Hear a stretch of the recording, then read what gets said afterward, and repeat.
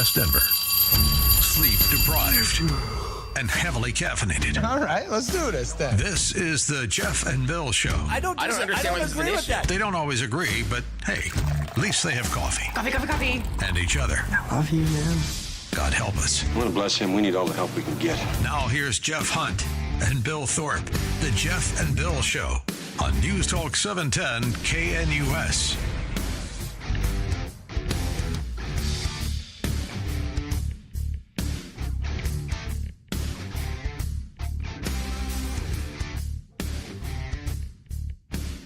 Seven a.m. in the Mile High City on this Friday, June 20th, 2025. Good morning, Denver, Colorado. You've tuned in to the Jeff and Bill Show, News Talk 710 KNUS. I'm your co-host, Jeff Hunt, along with Bill Thorpe, bringing you the freshest insights, hottest takes from the right, left, and center. As you remember, this week, big U.S. Supreme Court case. SCOTUS rules on state ban on gender transition, quote, treatments for minors in a landmark case.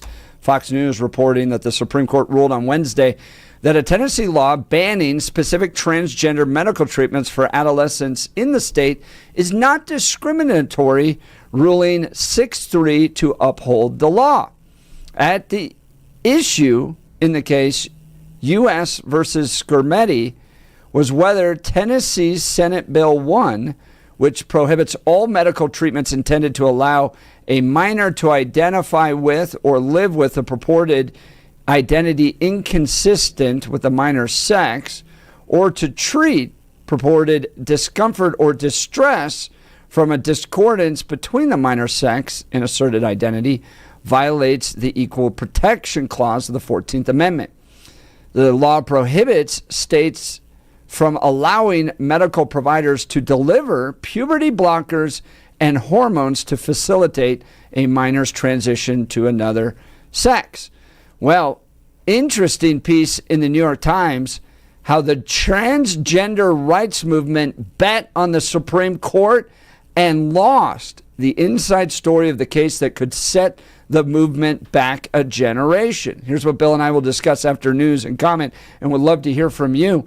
Is it now time to admit that these gender transition surgeries, as they are inflicted on minors, I don't really care what you do with your body. I do if you're an adult, but I'm not necessarily in the same position wanting to ban that as doing this to minors, because a lot of this is irreputable in the sense of it's irreversible. I think a lot of these changes can be permanent. It can result in sterilization. It can result in harm. I don't know if these kids know what they're doing and the long-term consequences of this. So, does Colorado need to follow the lead of Tennessee and ban transgender surgeries on minors? Or is Colorado a place of, quote, freedom, where parents and kids should be able to come and get these types of surgeries, this types of hormone therapy, those types of things done here in the state of Colorado? Want to hear from you. Phone line 303-696-1971. Or text us on the Dan Caplis Law text line 720-819-5115. Did the transgender community make a strategic mistake by pushing this hard this early? That's what the New York Times thinks. We'll get to this and more, but now is time for some news. Blake Olson's out. This is some national news. A heat advisory is in effect through Saturday. It is going to be a hot one, 90s to near 100 degrees in Denver today, middle to upper 90s on Saturday, low to mid 90s Sunday. Nights will be in the 60s. It's also going to be breezy, brisk and sometimes gusty southwest winds. Noticeably cooler, though, by Monday. Highs by Monday only 70s, with thunderstorms returning Sunday night and Monday. Weather sponsored by Colorado's Best Roofing, reminding you to protect your home from the harsh Colorado weather and schedule your free no-obligation roof inspection today at roofingcolorado.com. That's roofingcolorado.com. Meteorologist Don Day in the 710 KNUS Weather Center.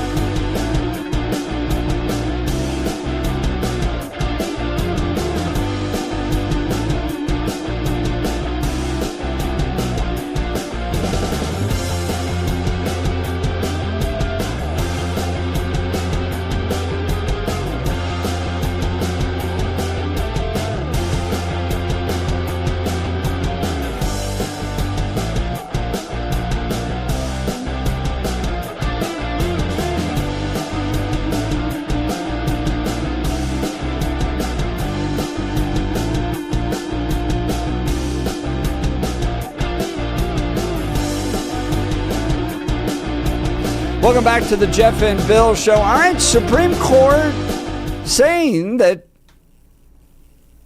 Tennessee's law banning specific transgender medical treatments for adolescents is not discriminatory and it needs to stand. About half the states in America ban specific transgender medical treatments as it relates to adults. Okay, this includes hormone therapy.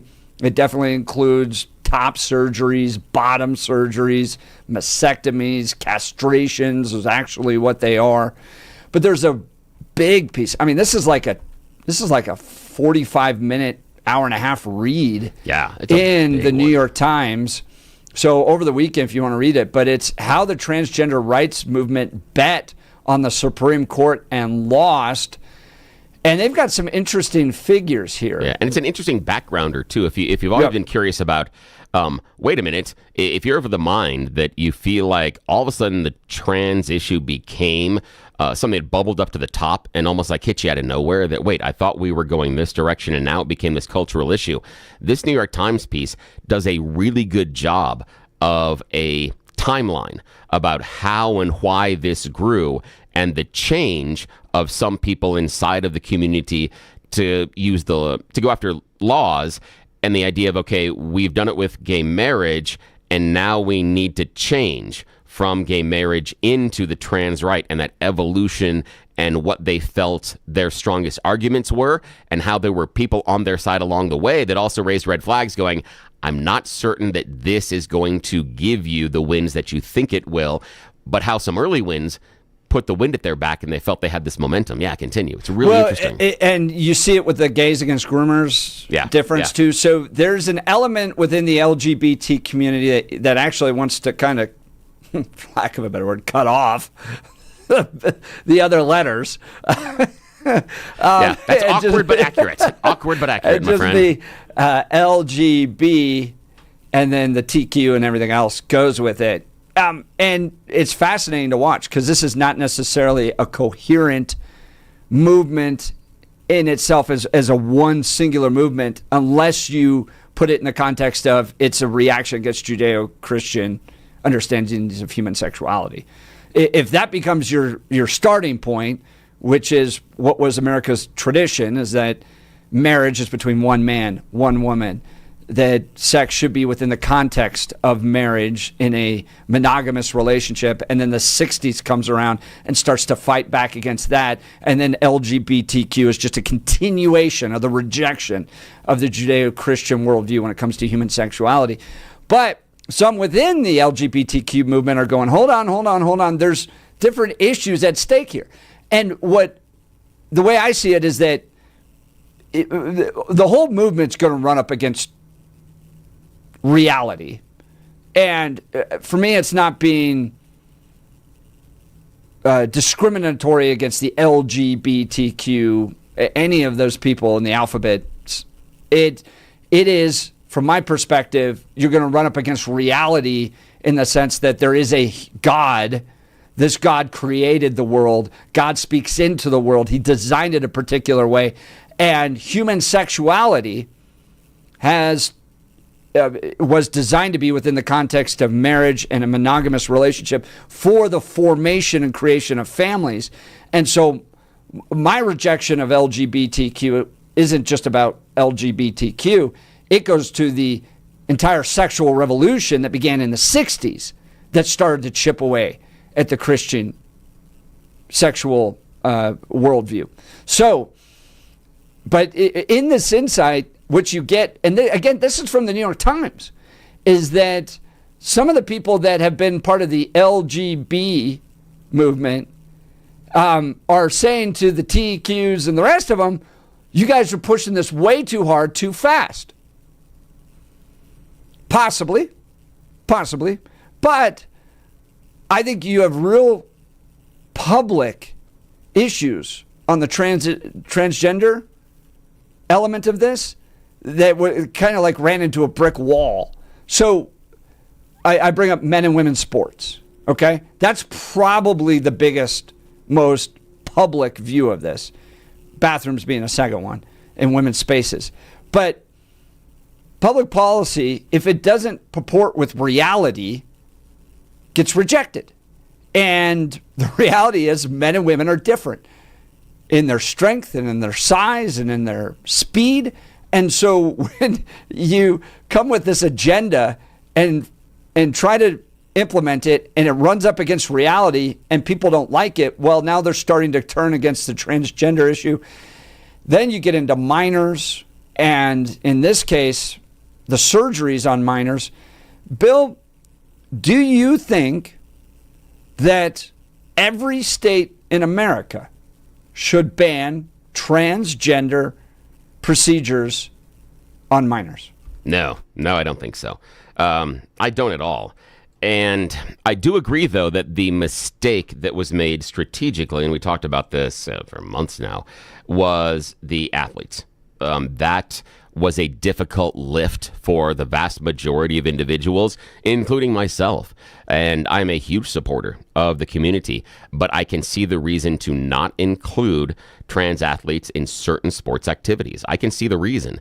And if I can, it means that's going to be a losing issue. I'm not saying that I represent a large portion of that community, but everybody listening to the Jeff and Bill show know that I'm much more open to that idea than Jeff is. And if you're losing someone like me, you're losing someone that is an advocate and an ally, then you've got a problem on that. And I think that's where they missed it. Some of the polls on even the bathroom and the trans people in private spaces was doable. It wasn't huge, but the trans athlete issue was very big. That, as far as a losing issue for the community, was enormous. And I think that was the real linchpin in where the social conversation turned. Because one of the things that I felt was really important in the gay rights movement was for them to be public and them to be around and understand the number of gay people that are in your community, and the fact that they go around and act and do things just like you. That, you know, their sexual orientation per se doesn't change whether or not they're sitting next to you, and it doesn't impact you whether or not you're sitting next to them in the classroom, or whether or not you're working at them at the job site, or just standing next to them at the grocery store. But the nature of being trans and having certain biological advantages inside the sports realm does mean the person standing next to you on that team can be different and can perform differently. It does mean the person on the other team has some specific advantages, and that is different. That's a different thing in which it impacts you in a very dynamic way that is vastly different than what it would do in almost any other social setting. Whether or not you meet someone at a party or at a public event that is trans is different than if you meet them on a sporting field. That's different. And so that's where I think they lost their way. But do you think, let's go back to please. The minors and absolutely. And I think you make a good point there, by the way, about how you see it and the fact that it does actually impact your life, whereas, you know, part of the argument that came from the LBG side was this isn't going to impact your life. Yeah, I disagree with that, but you know, in your argument, yes, when you have a 6'5" male standing next to you while you're trying to play basketball, it's definitely going to affect your life. Which is not the same if you're sitting next to them if in an office setting, if they're in the next cubicle, if there's a salesperson, if in any other situation, that issue it doesn't change the dynamic, but it does when you're competing in sports. Continue. So let's talk minors, though. Do you believe that these procedures are reversible? Depends on which ones. And that would be the idea, because obviously some of the surgeries, no, not necessarily. Some of the hormone blockers and puberty blockers can be. Like when there are some that reduce bone density as they're going through and they're given to trans women. But if they come off of those blockers, the bone density does return. And there are supplements that can help with that bone density, because other people across the spectrum that identify as just, other people, it's just, we have bone density issues in a lot of other. So we have medication that can help with bone density issues. So that I think that there are certain ones that absolutely can be reversible. I do have a question that was outlined very well in the New York Times article about whether or not some of the processes and procedures that were put in place were followed. And that concerns me, because I believe that there's this presentation sometimes about if you have a minor and the minor's trans, that getting them elective surgery is like going to McDonald's. That you just call up your doctor and go, hey, I want to take these parts off and put these parts on. When can we do it? Alrighty, next Saturday. Would you like to supersize it? That is kind of the impression. And that's not the technical way it's supposed to happen. It's supposed to be first discussed by the patient, and then with the parents, and then with the doctor and a therapist. There are theoretically 3 layers of adults involved in this, 2 of which have a speciality in dealing with this.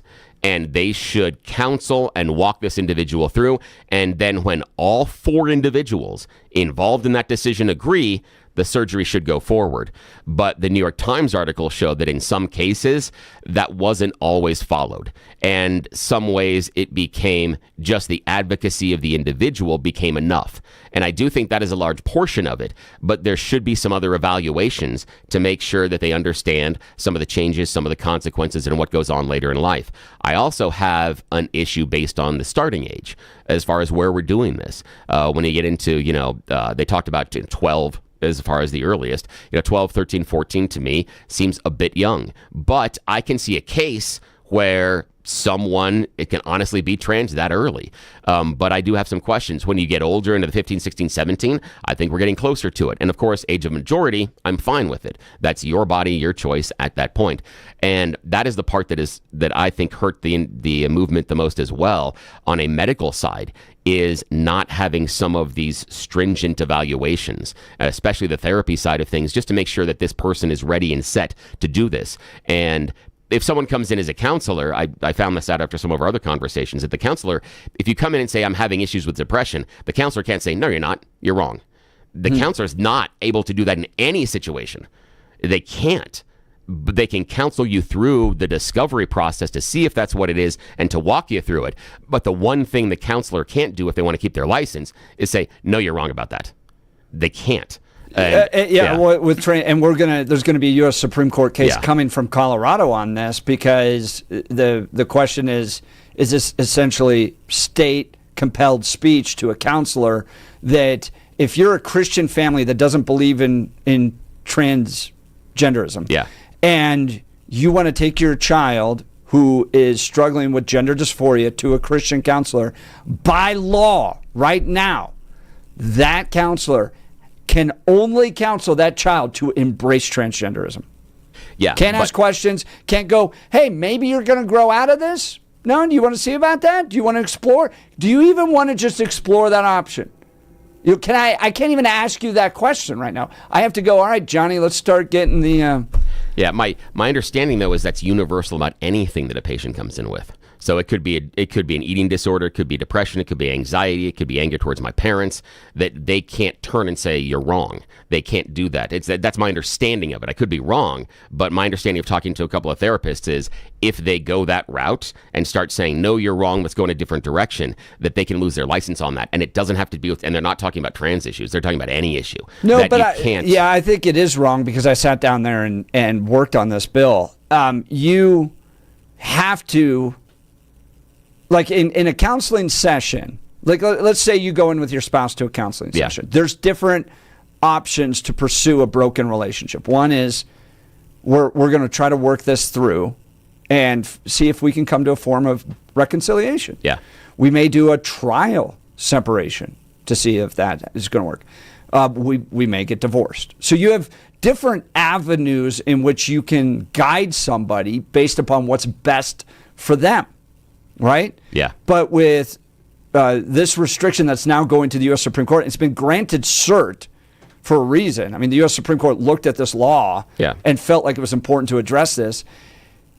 When a person comes in and says, I don't know if I'm in the right body, you, by law in Colorado, as a counselor, have to go, there's one thing for us to do. And let's start talking about how you're going to change your body. See, I would disagree based on that premise. From my understanding of it, is it would be if someone comes in and says, I'm in the wrong body, you can't go the other direction. If they come in and say, I don't know, it opens up the possibility of exploration on both sides. And I think that's why this court case is needed, because I think that needs to be clarified.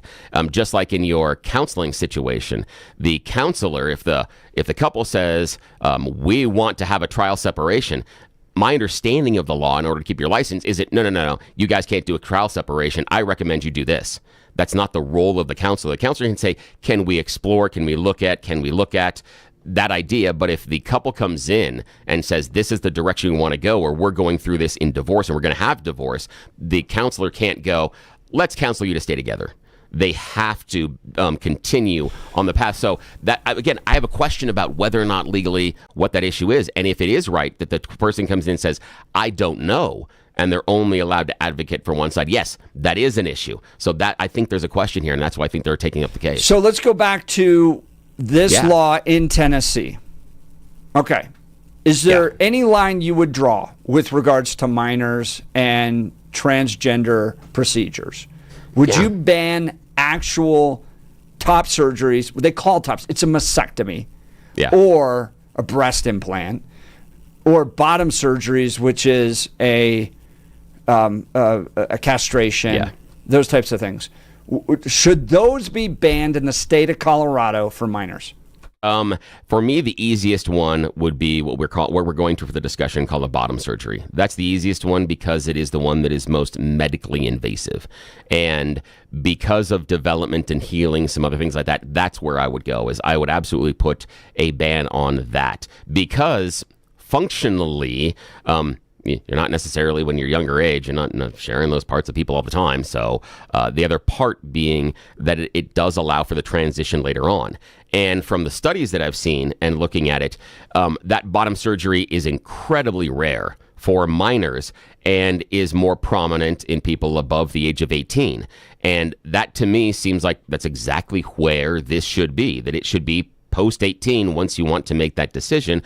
Okay, and you know all the issues and things contained therein. So I'm against that one. The top surgery and the mastectomies, I'm a little more amenable about. I can see the reason why or why not. I would allow that to occur only because, and this is what shocked me, is I saw a study that looked at 5 years. I think it was 2019 forward, and it was 3 to 5 years of a study, and 40% of the breast reductions, mastectomies, were done on what you consider straight boys, not trans kids.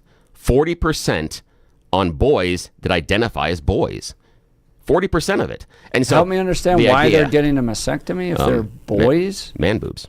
Oh, just boobs. But not out of an effort to change their gender. No, but almost like a plastic surgery. Yeah, like a plastic surgery. But that's the issue, is if we're going to allow it, if we're going to say, no, these trans kids can't have it, but these kids that say that are boys that say they're boys can, we're misapplying the law. So it has to be one or the other. And if we're going to say that we can't. You think so? Yeah, we absolutely. Yeah. I actually see them different. Yeah. Well, I know you see them different, but it's equal application of the law. You're saying that one group can have them and one group can't, simply because I may or may not disagree with this particular behavior or identification. And you can't do that. You just can't. Well, no, I'd almost see it like removing a mole. In what way? Right, because one is, like, if you're dealing with boys, and I would much rather be in the position of going, no, get it on a workout regime. But if you're obese to the point where you have stretchy skin, or there's some health related issue there to where having a reduction of man boobs helps your back or something like that, that's different than embracing what I consider a mental health issue and then adjusting your body in an effort to fulfill a mental health issue that could lead to bigger problems later. I just see them totally differently. Yeah, and I think that's the key, is that you're looking this as a mental health issue. Yes. That somehow, and I push back on that a lot because I went through the era where being gay was a mental health issue, and that's a biological issue. And from what I've seen with this, it's also a biological issue. And so that's where I come even from. the side calls it gender dysphoria. Yeah, and we called it that confusion we called it that when it was also gay, when you were gay. Gay was originally a mental disorder. So yeah, I understand. And it can be a dysphoria as far as feeling like you're in the wrong body, but there can be a biological reason behind it. But regardless of that, the issue being that you're saying that one group of people can make the choice and the other group can't, simply because I agree with this group and I disagree with that group. I need an equal application of the law. No, I think the facts are different. No, I need an equal application of the law, because this person may want, the person that you're talking about with the flabby skin or wants to look better, that's the same fundamental motivation behind the trans person. They want to look better. They're embarrassed about how they look. They're embarrassed about their appearance. They want to appear a different way. It's the same reason you're taking the man boobs off the fat kids. I think it's different. There's an actual biological reality versus a mental health issue. I know. One is you're trying to address, I don't know, sagging skin or back issues or whatever. I don't know why a 15-year-old man would get a breast reduction surgery, but isn't it mental? But what you're happening on the other side, no, I think it's actually physical. Well, here's the thing because here's the idea is I doubt there are that many teenage boys that have boobs that are large enough to cause back issues. That is enormous. Right. And so I discount that. So I discount put me in a place idea. where I don't even know why they would get it. I know, I'm having to defend it. I know, and that's the thing. And again, that's what shocked me. It shocked me the fact that I found that 40% during these years were boys that identified as boys. And the issue being that the other 60% were trans? Yeah. And so, but what we're looking at is this. And there are some other reasons inside of that too. Some were medical. There's some early diagnosis of breast cancer, but that's a fraction of a percent. Some stuff like that.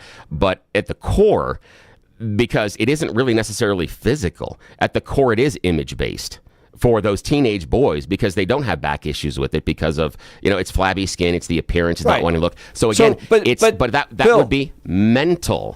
Based on your qualifications. No, that would be a mental issue. And somebody that's dealing with gender dysphoria is wrong. And I think it's important as a society to address this. This becomes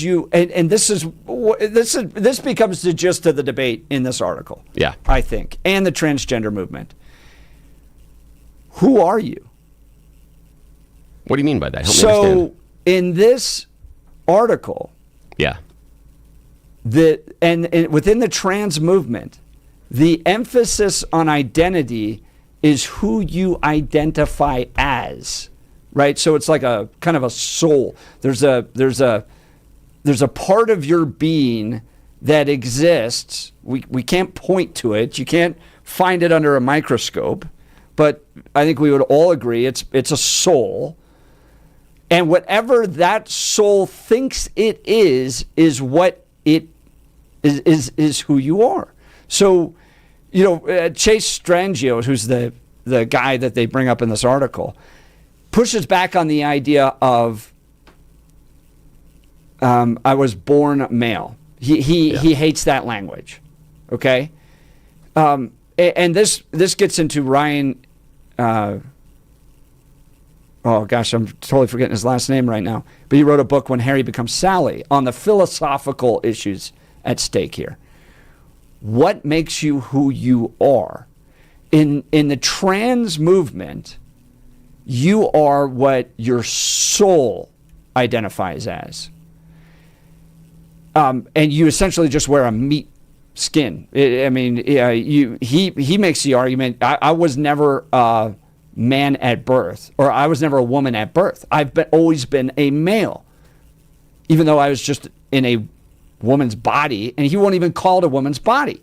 He says it's just a thing that I have. And so he ended up having top surgery.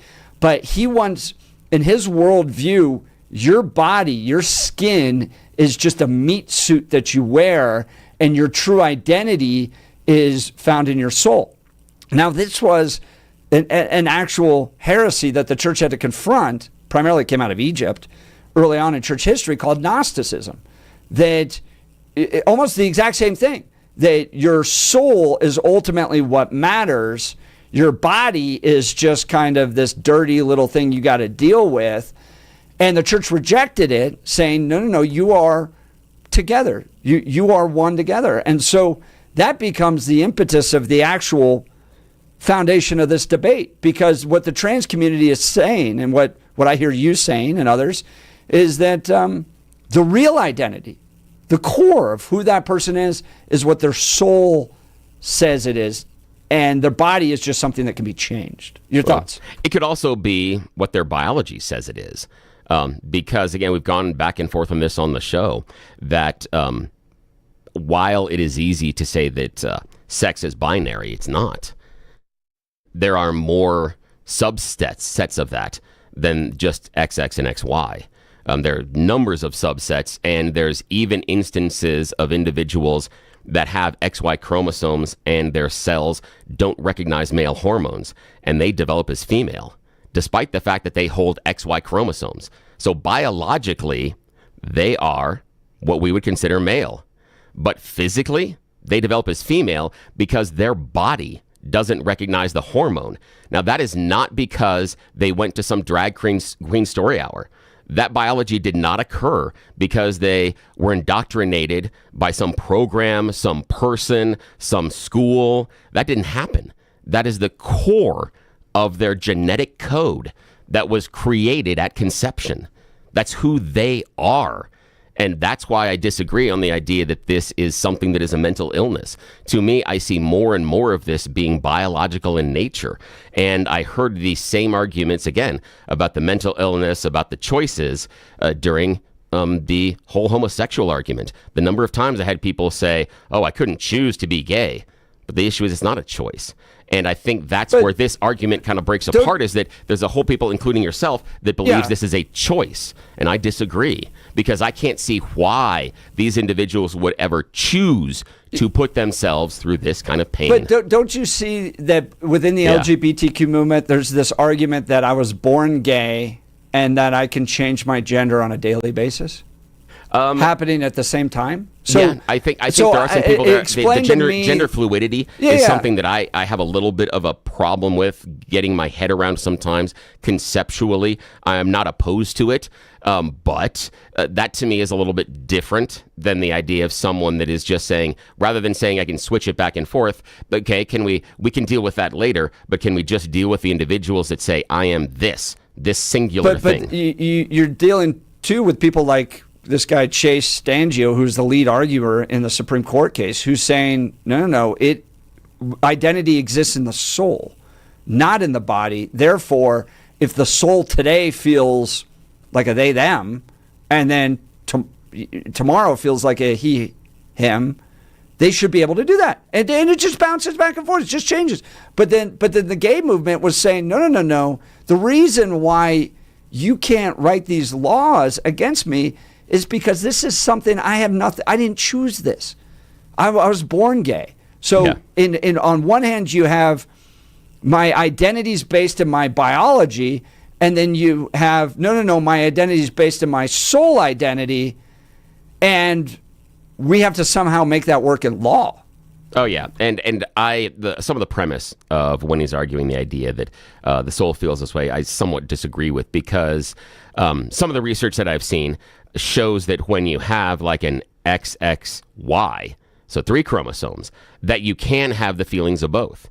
And that's where I'm curious about, is those individuals that feel they're gender fluid. I'm curious about chromosomes, because I'm guessing, and no particular research, and no one's done any research on this that is significant that I've seen, that could be part of it, that they could have additional chromosomes, and that happens. And one of the things we also have to deal with, and this is just a side note, is that as far as evolutionary biology, our Y chromosome is disappearing as far as how it permeates and how it develops. So there are some biological changes going on just in the larger sphere of DNA that has zero to do with people having surgeries or going to drag queen story hours or seeing things on TV. That there's an evolutionary change that is happening inside the larger human population. We're not going to see it for generations and generations. I mean, thousands of years down the road is when this will actually, anything that is significant. But yeah, it's happening. Let's get to a break. Invite people to come into this conversation. Join us. I think that transgender procedures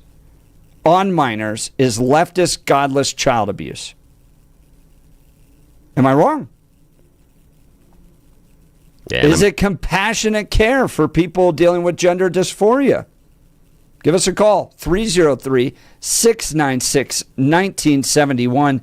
text us on the Dan Caplis Law text line at 720-819-5115. Would love to hear from you. You're listening to The Jeff and Bill Show. This is Denver's talk leader, News Talk 710 KNUS. Ron from Greeley is up next. We've got a phone line open for you.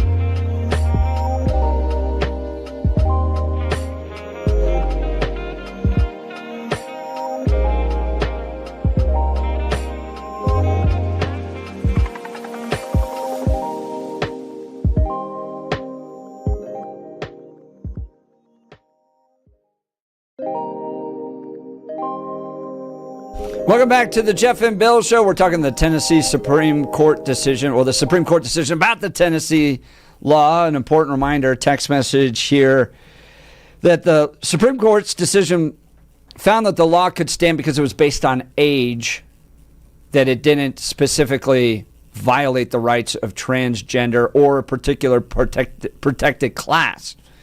And in this case, it's a reminder at the national level and at some state levels, the LGBT community is not a, quote, protected class.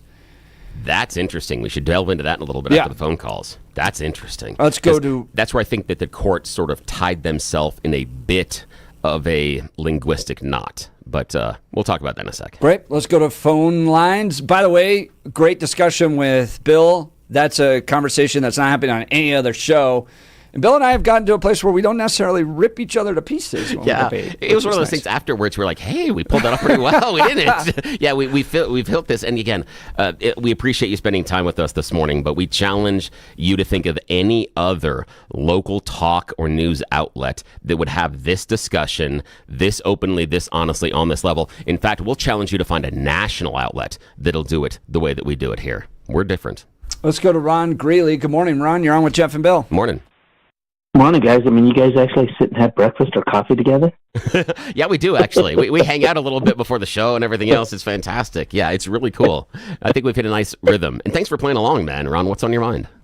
Right. Hey, so what did, how did you end that, Jeff? You said something as far as religious. I didn't quite catch all that. What did you say? Well, I think transgender procedures, medical procedures upon minors is leftist, godless child abuse. Absolutely. Especially on minors.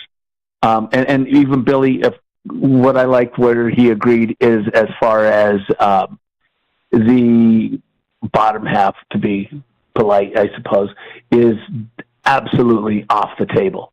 That is horrific. Yeah, I would agree.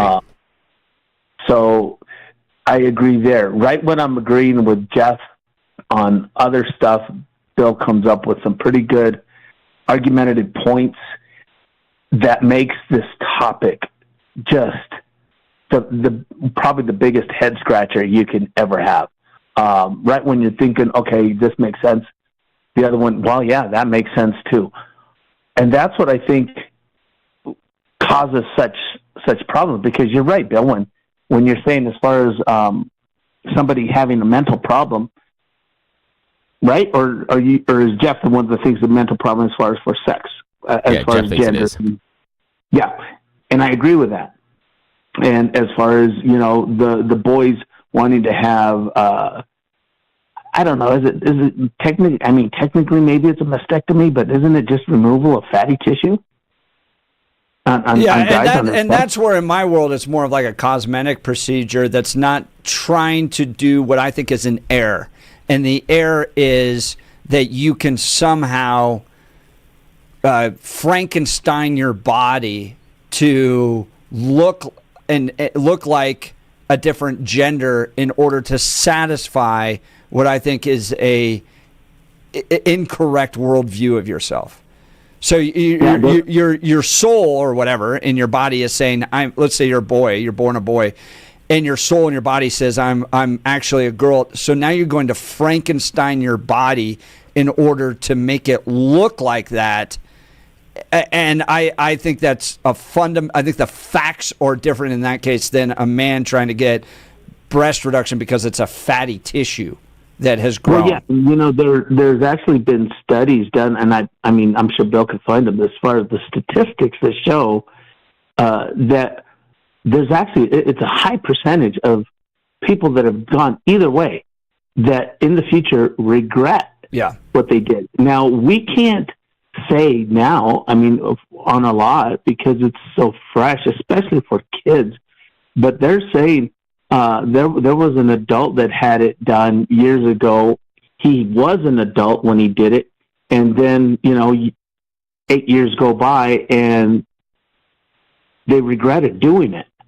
And they're speaking out as far as allowing minors to do this because it is horrific. And is it still in California to where you don't need the parents permission? Is that still on the table right now? Is that still happening? I don't know specifically. I could tell you, at least here in Colorado, you can have counseling sessions. The person can begin to change their identity, not necessarily take hormones. That's debatable. And maybe somebody who's a better expert on this can let me know. But there's a lot of stuff that can already take place in Colorado without parental notification. Yeah, and that's in California. You go to a school, the school will actually help you take hormone-changing pills and even see about doing surgeries without parents' permission. There was a story of a guy that left Texas, or a woman that left Texas because her husband did not like, they had twins. Yeah. One identified as a girl, one didn't. And so the mom says, we're moving to California. He tried to fight it. He couldn't. He had to stay under CPS while he's visiting his child to make sure that he doesn't try, like you were saying, as far as counseling. You can't tell him, no, I think this is a phase. You can't be going through this. None of that's allowed. And, when I talk to some people that aren't quite educated in this area, they laugh when they hear the schools have more say than parents.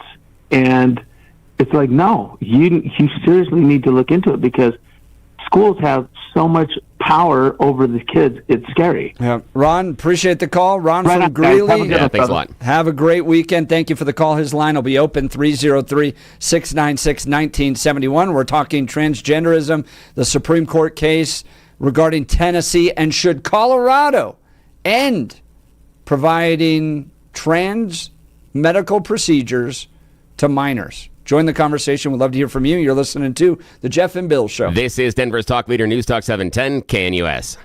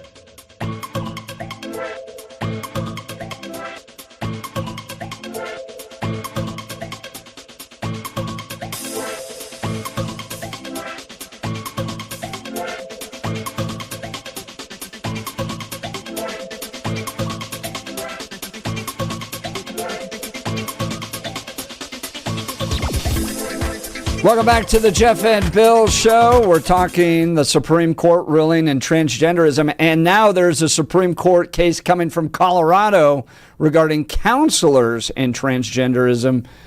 Let's go to John and Thornton. Good morning, John. You're on with Jeff and Bill. Yeah, morning. Yeah, how are you guys doing? Good. How are you? What's on your mind? Good. I was just calling in response to the argument was made basically that these, the trans identities couldn't be considered mental disorders because there's some sort of biological underpinning. Am I understanding that right? Yeah. Yes. Yeah. Yeah, so the biological underpinnings you discussed, such as chromosome abnormalities, Fragile X, androgen insensitivity, those are a couple examples. Those are extraordinarily rare, right? They're a fraction of a percent of the population. So if that was the explanation as to why people are becoming trans, you'd expect there to be a pretty strong relationship in the proportions of the population. In other words, if let's say 0.2% of people have these genetic abnormalities, and that's the explanation, then 0.2% of people would be trans. But that's not the case. There are far more trans people than there are people with these genetic abnormalities. So it doesn't make a lot of sense as an explanation. But I put it on the table as far as part of the explanation. That couldn't that play into it? Just like we can't necessarily point to any genetic or chromosomal issue as far as why someone is necessarily gay, but it is a biological determination. So that's the idea too. That Entirely? even though we can't, You think it's entirely biological? Yeah, and I mean 90% of the time, absolutely, because we see it elsewhere. Well, 90% of the time would make no sense because we're talking about rates of 5 to 10% of people being trans now. Wait, hold on, John, just for a sec. Hold on. The 90% makes no sense in which one? Me talking about trans people or me talking about gay people? Which one are we talking about here that you feel is incorrect? I'm talking about trans people. I'm talking about trans people. I would completely separate these things. Because the 90%, I said the 90% was in response to the idea of the gay people. So you're cross equating them. So let's go back to the trans issue. Well, you're talking about them in the same conversation. I would separate this, right? So it's not a good explanation for trans identities because these are such rare genetic abnormalities that they can't possibly be an explanation for all of the people identifying as trans, particularly because the number is growing at such an alarming rate. The other thing I would say is that, these are abnormalities, right, the genetic components, right? So we can find physical abnormalities that we wouldn't define as normal because people have them. Some people are born without an arm. Because that happens doesn't mean it's normal. Okay, but you would say that based on percentage of the population, being gay isn't necessarily normal. If we would do it the same way, but you wouldn't say that we then bifurcate them outside of society and don't treat them as equals. So just because it's not part of the majority doesn't mean that they don't exist or have the ability and that it's wrong, correct? You wouldn't make that argument. It kind of sounds like what you're saying. Guys, we're up against a break. John, stick around. We can continue this. You're listening to Jeff and Bill. KNUS.